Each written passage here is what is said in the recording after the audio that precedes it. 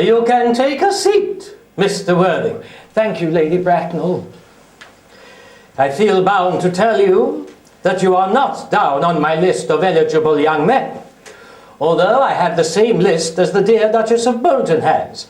We work together, in fact.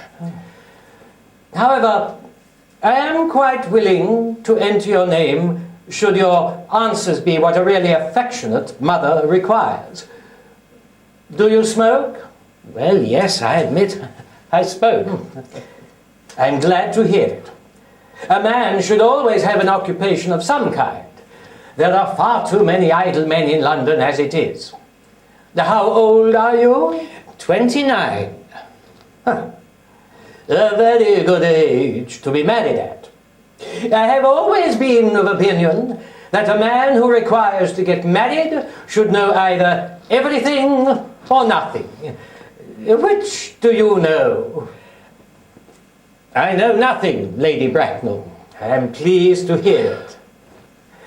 I do not approve of anything that tampers with natural ignorance. Ignorance is like a delicate fruit. Touch it, and the bloom is gone. The whole theory of modern education is radically unsound.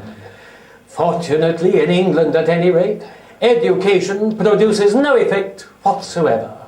If it did, it would prove a serious danger to the upper classes and probably lead to acts of violence in Grosvenor Square.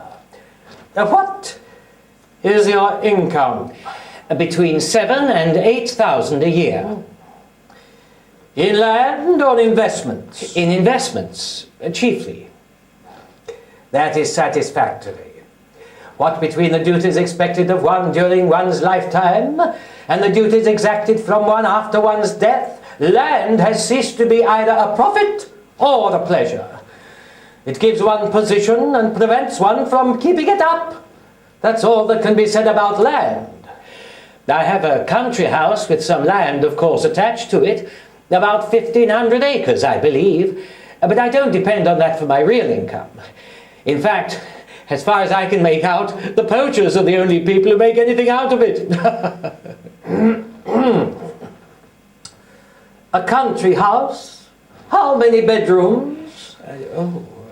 Well, that point can be cleared up afterwards. You have a townhouse, I hope. A girl with a simple, unspoiled nature like Gwendolen could hardly be expected to reside in the country. Well, I own a townhouse in Belgrave Square, but it is let by the year to Lady Bloxham. Of course, I can get it back whenever I like, at 6 months' notice. Lady Bloxham? I don't know her. Oh, she goes about very little. She is a lady considerably advanced in years. Ah, nowadays, that is no guarantee of respectability of character. What number, Belgrave Square? 149. The unfashionable side. I thought there was something. However, that could easily be altered. Do you mean the fashion or the side? Both, if necessary, I presume. What are your politics?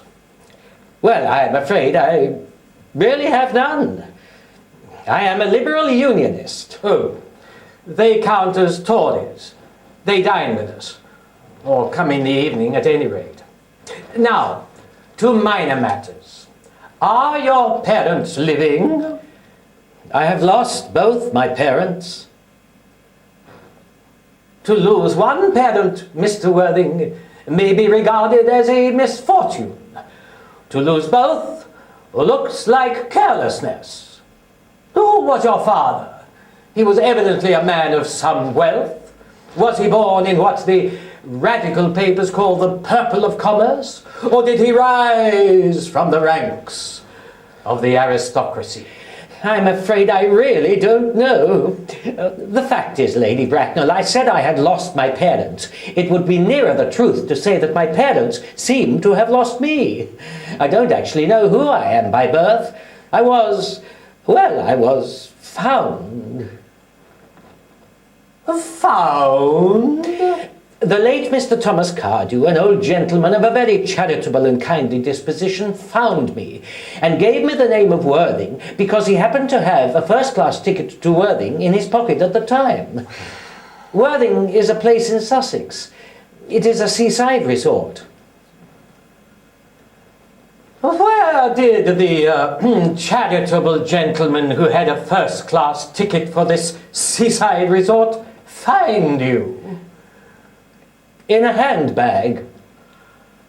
A handbag? Yes, Lady Bracknell, I was in a handbag, a somewhat large black leather handbag with handles to it.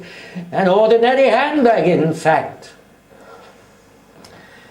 In what locality did this Mr. James or Thomas Cardew come across this ordinary handbag?